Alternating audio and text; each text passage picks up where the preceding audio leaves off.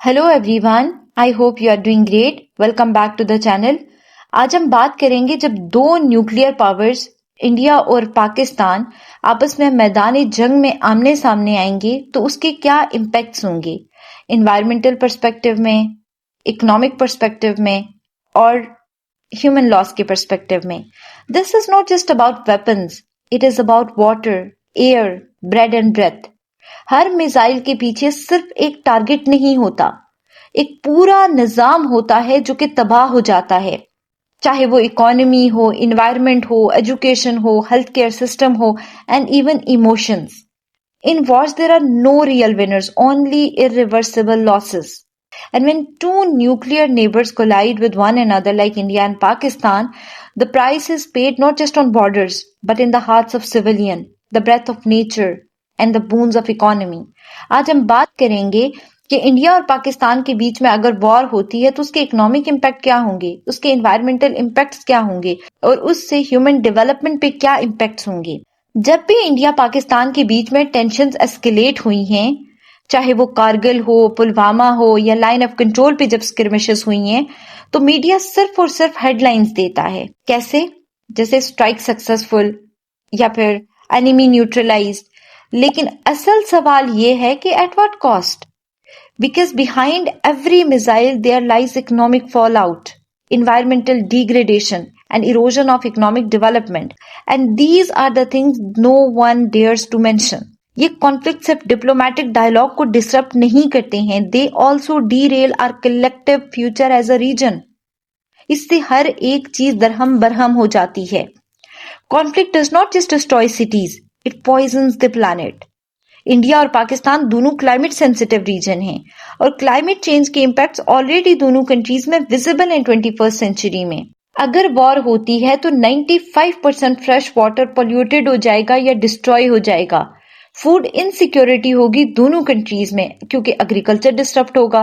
Forest, biodiversity and reverse सब कुछ damage हो सकता है। इसकी सबसे बड़ी मिसाल रशिया यूक्रेन वॉर से मिलती है। यूरोप ने $57 बिलियन से ज्यादा की अमाउंट इन्वायरमेंट को रीस्टोर करने में लगाई जो इस वॉर से इन्वायरमेंट डिग्रेडेशन हुई थी। $57 billion, such a huge amount. आप खुद इमेजिन करें कि अगर इंडिया और पाकिस्तान के बीच में वॉर होती है तो कितनी ज्यादा इन्वायरमेंटल डिग्रेडेशन होगी, उसका कितना ज्यादा लॉस हो सकता है।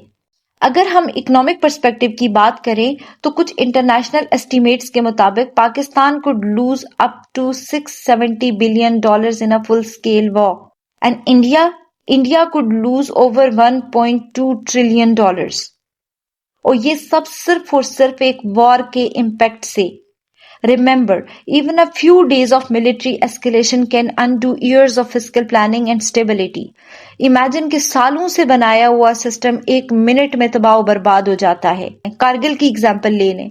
कारगिल के बाद जीडीपी कितना ज्यादा कम हो गया था, लेकिन इससे भी एक बड़ा लॉस है, वो है ह्यूमन सोल का, जिसके बारे में बहुत कम बात होती है। इन्फ्लेशन बढ़ जाएगी, पॉवर्टी इंक्रीज हो जाएगी, एजुकेशन और हेल्थ सिस्टम कोलैप्स कर जाएंगे और सबसे ज्यादा इफेक्ट होती है वल्नरेबल कम्युनिटीज। कौन सी?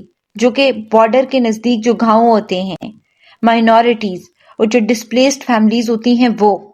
गवर्नमेंट सिर्फ और सिर्फ अपने नेशनलिस्ट नैरेटिव्स को लेके बैठी होती है। जब गवर्नमेंट नैरेटिव्स में नेशनलिज्म बहुत ज्यादा डोमिनेट करती है तो लोगों के इमोशंस, उनका दर्द वो कहीं बैकग्राउंड में चला जाता है। And guess what?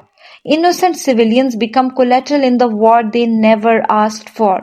और वॉर का सबसे डार्क कॉन्सिक्वेंस होता है क्लाइमेट वल्नरेबिलिटी। फॉरेस्ट फायर्स बढ़ जाती हैं, वाटर कंटेमिनेशन होती है, रिन्यूएबल एनर्जी टारगेट्स कोलैप्स हो जाते हैं और नेचुरल रिसोर्सेज को डाइवर्ट कर दिया जाता है डेवलपमेंट से डिफेंस की तरफ। अगर वॉर होती है तो पाकिस्तान के रिन्यूएबल एनर्जी प्लज 60% कट हो जाएगा और इंडिया के सस्टेनेबल डेवलपमेंट गोल की प्रोग्रेस रिवर्स में चली जाएगी। तो सवाल यह है कि इस वॉर को अवॉइड करने के लिए क्या किया जा सकता है। सबसे पहली चीज ये है कि एक्टिव पीस डिप्लोमेसी जरूरी है दोनों कंट्रीज के बीच में। Intelligence based anti terror cooperation होनी चाहिए। ट्रेड और रीजनल कनेक्टिविटी को प्रमोट करना चाहिए। कॉन्फ्लिक्ट कम होता है इससे। यूएसए, चाइना और कुछ और न्यूट्रल कंट्रीज हैं जैसे यूके है, वो एक कंस्ट्रक्टिव रोल प्ले कर सकती हैं, लेकिन अल्टीमेट पीस इनिशिएटिव इंडिया और पाकिस्तान दोनों को खुद उठाना होगा। आज फैसला हमें लेना है। Do we invest in missiles और in mines? Do we raise walls और build bridges? Do we fight for our territory और फाइट फॉर आवर फ्यूचर? अमन का सफर मुश्किल जरूर है, लेकिन डायलॉग और डिप्लोमेसी से वॉर को अवॉइड किया जा सकता है। आई होप ये वीडियो आपके लिए इंफॉर्मेटिव रही होगी। मिलते हैं नेक्स्ट वीडियो में। Thank you so much.